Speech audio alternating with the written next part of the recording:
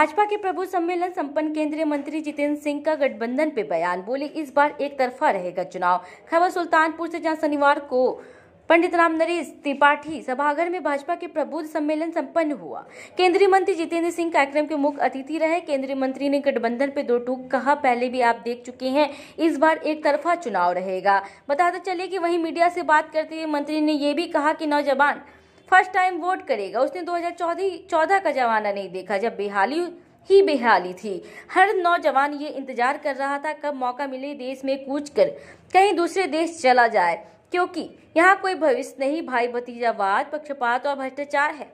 विशेष अतिथि यूपी सरकार के मंत्री नंद गोपाल नंदी ने अपने संबोधन में कहा कि 56 इंच के सीने वाले प्रधानमंत्री को आप बागडोर देते हैं तो आतंकी धड़-धड़ कांपते हैं। उन्होंने कहा, कांग्रेस की सरकार में तमाम आतंकी घटनाएं होती थी, आतंकवादी सर चढ़कर बोलते थे, हम घरों में चैन से सोते थे, सेना बॉर्डर पे हमारी सुरक्षा के लिए जागती थी, उसके सिर काट के ले जाया जाता था।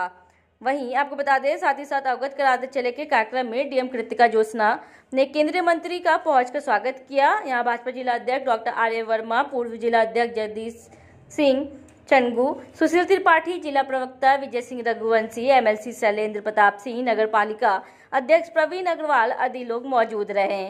सुल्तानपुर से संतोष पांडे की रिपोर्ट। आज क्या रहा?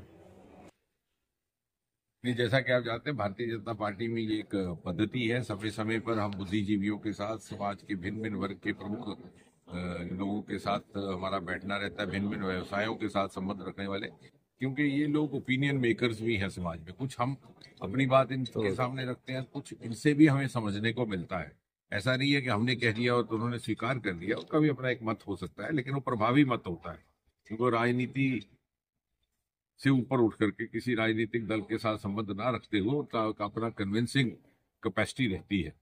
और विशेषकर अब ये महत्वपूर्ण बात यह है कि 10 वर्ष प्रधानमंत्री बने हुए मोदी जी को हो गए।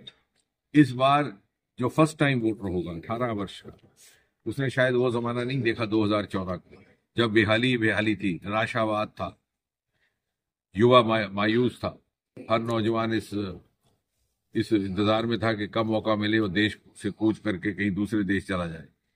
सबको लगता था, विशेषकर नौजवानों को, कि यहाँ पे तो कोई भविष्य है नहीं। भाई भतीजावाद और पक्षपात और भ्रष्टाचार के चलते कोई प्रभावी नौजवान होंगे, परिवार होंगे, उनको वो अवसर मिलेगा, किसी और को नहीं मिलेगा। मोदी जी ने वो सारा बदला, लेवल प्लेइंग फील्ड दिया है। नौजवानों के लिए इंटरव्यूज की प्रथा समाप्त कर दी, जहां पर धांधली होती थी। गेस्टेड अफसर से अटेस्टेशन समाप्त की, ताकि समाज के किसी भी वर्ग का नौजवान हो, हर बड़ा हो के छोटा हो, उसे अवसर रहे देश के ऊंचे से ऊंचे पद के लिए अपनी दावेदारी, अपनी प्रतिभा, अपनी परिश्रम के अनुकूल अपनी किस्मत आजमाने का। वो बात इन नए वोटर्स को समझाना आवश्यक है। लोकसभा चुनाव को लेकर क्या गुरु मंत्र दिया जाए? ये लोकसभा में ही वोट डालने वाले हैं जो फर्स्ट टाइम वोटर हैं, क्योंकि उस समय 2014 से पहले इनकी अवस्था 7 वर्ष, 6 वर्ष, 8 वर्ष की थी। शायद इन्हें उस समय का जमाना याद नहीं, और इसलिए आज हमारा अध्यापकों के साथ बैठना हुआ, छात्रों के साथ बैठना हुआ, और कुछ हमने अपनी बात रखी, और हमने ये कहा कि तर्क, तथ्य और तुलना। वो जमाना नहीं रहा कि बिना तर्क के बात, तर्क के साथ तुलनात्मक ढंग से विषय रखे जाए। कुछ उन्होंने भी अपनी बात रखी, हमने, और हमें लगता है कि इस समय जनमानस का ये मत है कि मोदी जी भारी बहुमत से इस देश का नेतृत्व किसी 400 पार का जो नारा है उसको किस तरह से साकार करेंगे, क्योंकि लोकसभा अमेठी और सुल्तानपुर में ये खास फोकस इस पर निगाह है कि किस पे दांव लगा के बहुत बढ़िया, बड़े अच्छे बहुमत से हम जीतने वाले हैं।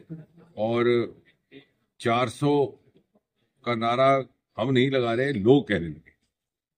जो पार्टी, पहली बार ऐसा हुआ है कि भारतीय जनता पार्टी या कोई राजनीतिक दल आह्वान करने के बजाय आम आदमी आह्वान करने लगा है कि साहब मैं 400 पार कराने को तैयार है, आप मेरा सहयोग। सर, ये जो अलायंस है, अलायंस गठबंधन, सर, आपने पहले भी देख लिया, और इस बार एक ही वन साइडेड चुनाव रहने वाला।